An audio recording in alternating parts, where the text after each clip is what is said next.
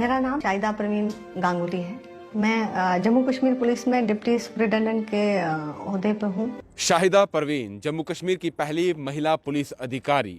अभी हालिया Sony channel के एक रियलिटी शो इंडियन आइडल में वो आई थी, जहां पर देश भर के अलग अलग जो नौसेना है, सेना है, थल सेना है, वायु सेना है, उनके जुझारू लोगों को वहां पर बुलाया गया था। जो सिपाही हैं देश की, जो हमेशा देश पर मर मिटने के लिए तैयार रहते हैं, उन लोगों को बुलाया गया था एज ए गेस्ट। जहां पर शाहिदा परवीन, जो कि former ACP CID cell Jammu Kashmir और साथ ही साथ एनकाउंटर स्पेशलिस्ट जो हैं वो रह चुकी हैं, उन्हें भी बुलाया गया था। और वहाँ पर उन्होंने कैसे अपने संघर्षों के दिनों को याद किया, एक महिला के रूप में पुलिस बल में अपनी जगह बनाने के संघर्ष के दिनों के बारे में उन्होंने बताया। वो सब चीज़ें बताई, किस तरह से उनकी शुरुआत हुई थी, किस तरह से वो पुलिस में आई थी, किस तरह से उन्होंने पूरे कार्यकाल में काम किया, किस तरह से उन्होंने महिलाओं को और सुदृढ़ बनाने की बात की। 27 साल इन्होंने जम्मू कश्मीर पुलिस में दे दिए हैं और इन्हें एक एनकाउंटर स्पेशलिस्ट माना जाता है।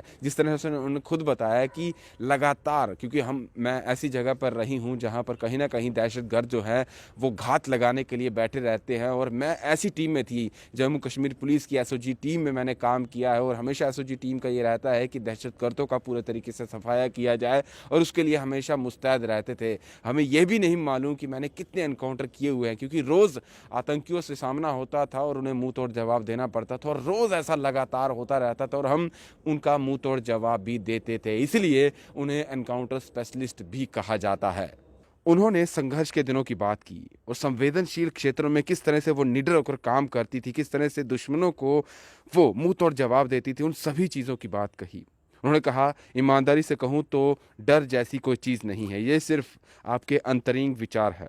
उन्होंने ये भी कहा कि कैसे एक महिला के रूप में उन्होंने न केवल कांटेदार तार बाधाओं का सामना किया, बल्कि कहीं ना कहीं जो जेंडर बैरियर हैं उनका भी उन्हें सामना करना पड़ा। लेकिन वो कभी इन चीज़ों से रुकी नहीं, डरी नहीं, हमेशा आगे बढ़ी और इस मुकाम पर है जहाँ पर उन्हें एज ए गेस्ट बुलाया जाता है और पूरे देश जो है उनके सामने नतमस्तक हो जाता है, उन्हें नमन करता है। जिस तरह से इस रियलिटी शो में भी उनके सामने जिन्होंने भी उनकी कहानी सुनी, जिन्होंने उनकी बातें सुनी, कहीं ना कहीं वो नतमस्तक था, उन्हें नमन करता हुआ दिख रहा था। आपने आज तक कितने एनकाउंटर्स किए हैं?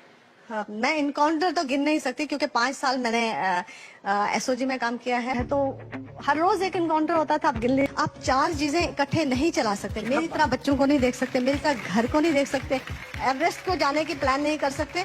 वो मैं दावे के साथ कह सकती हूँ। मैं आपकी वीरता को, आपके शौर्य को नमन करता हूँ मैम। आप हमारे लिए बहुत बड़ी आइडल हैं, और प्लीज हमें आशीर्वाद दीजिए अपना कि हम आप ही की तरह निडर और साहसी बने। फिलहाल दीजिए इजाजत। ब्रिजेश अफ्तार के साथ Rahul Singh, the state sentinel के लिए नमस्कार।